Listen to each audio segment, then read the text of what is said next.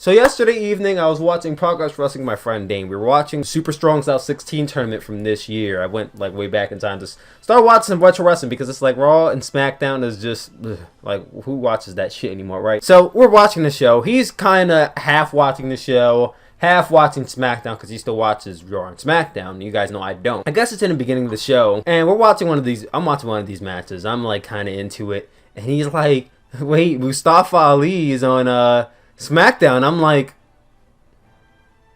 Mustafa Ali. And he's like, yeah, Mustafa Ali's on SmackDown. He's about to, he's challenging Daniel Bryan. I'm like, Mustafa Ali is on SmackDown right now. No, the fuck he's not. And he's like, dude, I swear to God, like, Mustafa Ali is on SmackDown right now about to wrestle. Now, he doesn't know I'm a big fan of Mustafa. Like, if you ask me who is my favorite cruiserweight all WWE, I would tell you Mustafa Ali. Like, if you asked me, like, 2 years ago, I would have said Cedric Alexander. But Mustafa Ali is, like, the best high flyer in the company right now. And if you ask me, he's one of the best wrestlers in the company, period. But I'm like, there's no way Mustafa Ali's on SmackDown because they never fucking put the Cruiserweights on the main roster. Like, I know they just started putting, like, Lio Rush on Monday Night Raw, but let's not forget that the Singh brothers were at one point on SmackDown Live, and they were managing Jinder Mahal when he was the WWE champion. I know, once upon a time, Jinder Mahal was WWE champion. They don't really act like it anymore. But they were managing Jinder Mahal, so him, and they wrestled a few matches. They actually wrestled the WWE champion AJ Styles at that point. So it's like, okay, they wrestled the WWE champion. Lio Rush is now on Raw. He's like managing Bobby Lashley. He just wrestled, like, I think, Elias or something. So I'm like, it's not out of the realm of possibility. But Mustafa Ali is one of those guys that I want him on the main roster, but I don't see it happening. So I'm like, hold on. I stopped the video.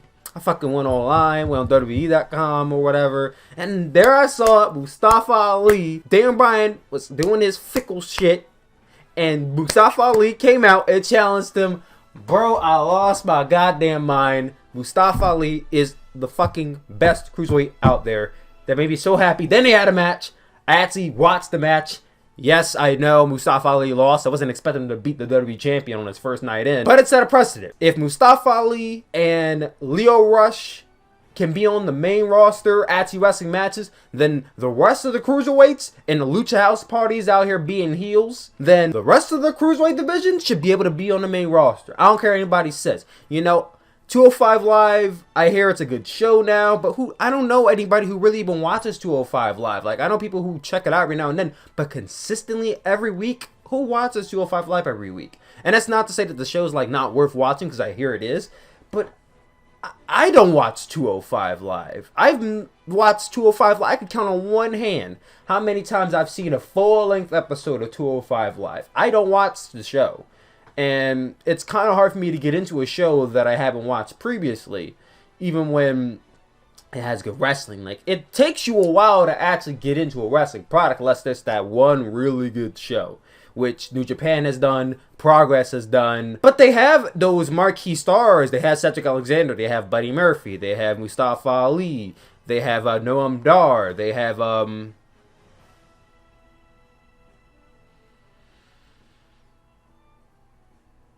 Tony Nese. Who else is on 205? I don't know. Anyway, you guys get my point. My thing is, if these guys can be on the main roster, so can the 205 Live roster. I hope this is not a one-off and Mustafa Ali is officially about to be on SmackDown Live.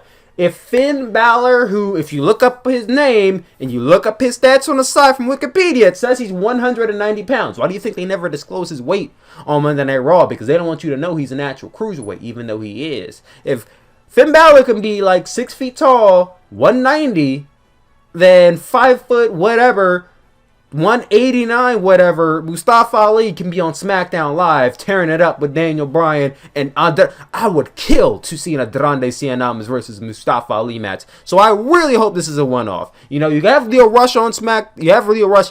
Why do they have to be managers, though? Like, I understand Drake Maverick is manager 205 Live, and he's manager for Authors of Pain. Why do they have to be managers, though? Like, I understand they trying to incorporate more managers into the main roster, but we have females managers at one point. We have other wrestlers who aren't doing shit. It doesn't have to be just cruiserweights. You know how talented he is. I think they were so impressed by his performance at Survivor Series with Buddy Murphy that's why they put him on SmackDown Live. It's kind of a reward.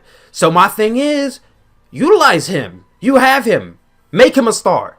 I know you won't do it, but at least try to put him and make him a star on SmackDown Live. I want to see Adriana Cianamas versus Mustafa Ali. I want to see Rey Mysterio versus Mustafa Ali. I want to see Rusev versus Mustafa Ali. I want to see Mustafa Ali versus everybody you can possibly offer me on SmackDown Live, because that guy is just that fucking good. Next up, Tony Nese. Throw him on Raw. You know what? Next up, throw fucking, I really can't think of anyone else on 205 Live, and it's kind of depressing. Mike Kanellis, who once upon a time was on Monday Night Raw or SmackDown Live and got sent to 205 Live because they didn't know what the fuck to do with him. He should have just been in NXT in the first place, but I don't know what the hell they were doing there. My thing is, you have this opportunity. You know how good these guys are.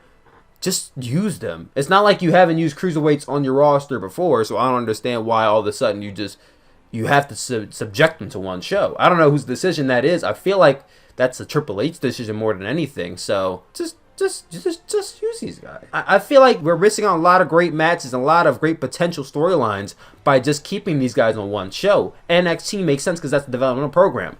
205 Live is not NXT, and it's not an NXT affiliated program. I know 205 Live is going to NXT periodically sometimes, but that's not an NXT program. It's not NXT UK. It's not a developmental program. It's just a separate entity for fans to watch, and it's not like fans are actually watching 205 Live every week. So why don't you do this? Take some of those 205 Live guys, put them on Raw and SmackDown every once in a blue moon. And then maybe you could promote 205 Live here and there. So that way you're like, oh, you like Mustafa Ali? Go watch him on 205 Live where you see him every single week. That will get people to watch 205 Live more. And I feel like they're doing that with the manager things, but that's not working because we don't see them wrestle every week. You see them wrestle every so often with Leo Rush, and we all know how talented that guy is. My thing is, I say this all the time, and I hear people say this all the time. You have great wrestlers. You have the most stacked roster in any wrestling company ever.